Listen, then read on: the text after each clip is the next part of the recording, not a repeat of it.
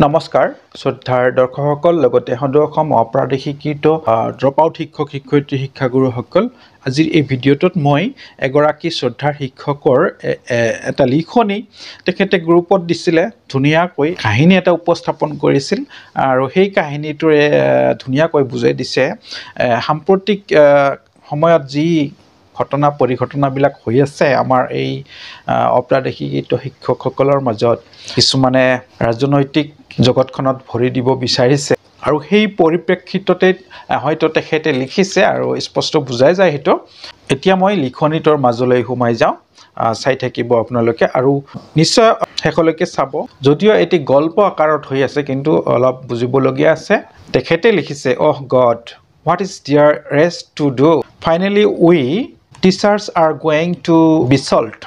We may have support for a political party, but how we can be active member of a political party? What is going to happen to our lot? Already everyone has had a bitter experience of the division that had been formulated by the government side. Now the government doesn't have any need to give importance to the divided group. Instead, it has been a good framework of oppressing one side the instigation formula.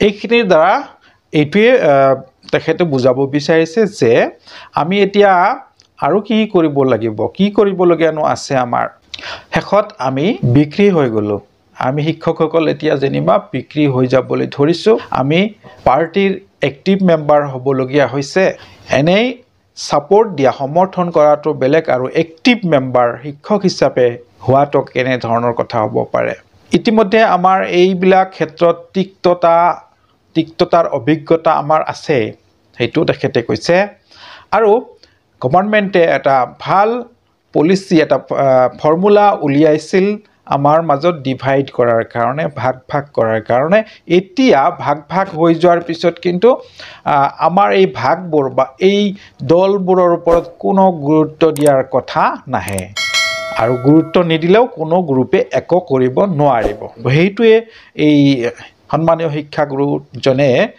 লিখিছে মই নামটো নকওঁ যোন শিক্ষকে লিখিছে তেওঁ নিশ্চয় ভিডিঅ'টো চালে গম পাব এটি উপাখ্যানৰো উপস্থাপন কৰিছে তেখেতে এনেকৈ লিখিছে It is only through the apple with the inscription ইয়াত এটা কাহিনী আছে আৰু অলপমান আগুৱাই যাওঁ It is not having been invited through the apple The golden apple was inscribed for the most beautiful The three main goddesses Juno, Minerva, Athena also known as Hera, Athena, Aphrodite In a marriage ceremony that's of Peleus, Paris was brought in and silently bribed by Aphrodite, the most beautiful woman of that time.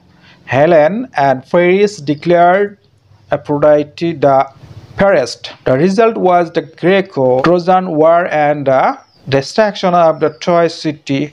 Where is the apple now?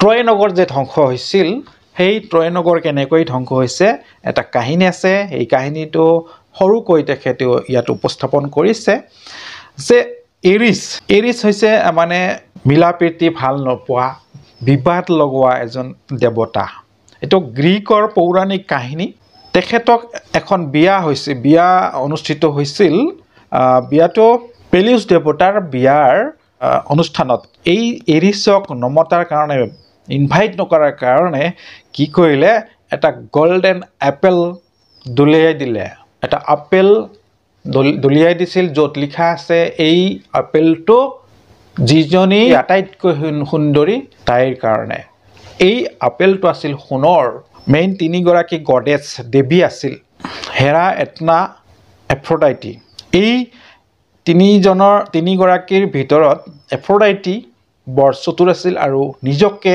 প্ৰতিষ্ঠিত কৰিব বিচাৰিছিল আটাইতকৈ বিশ্বৰ ধুনীয়া মহিলা হিচাপে এইটোৰ কাৰণে এফ্ৰডাইটিয়ে কি কৰিলে পেৰিছক ভাড়া কৰিলে অৰ্থাৎ পেৰিছে সিদ্ধান্ত দিব লগা হৈছিল যে কোন গৰাকী মহিলা বেছি সুন্দৰী পেৰিছে ইয়াৰ বিচাৰক আছিল আৰু এই পেৰিছক এটা বেলেগ ধৰণৰ চুক্তিত এইটো মানে সিদ্ধান্ত ল'বলৈ কৈছিল বা সিদ্ধান্ত ঘোষণা কৰিবলৈ কৈছিল যে এফ্ৰডাইটি হ'ল আটাইতকৈ ধুনীয়া।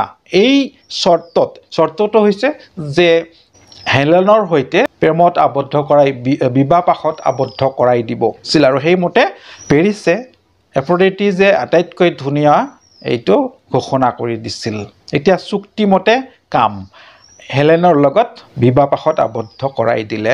আৰু হেলেন আছিল স্পাৰ্টাৰ ৰাণী ৰজা মেনেলাউছৰ পত্নী আছিল।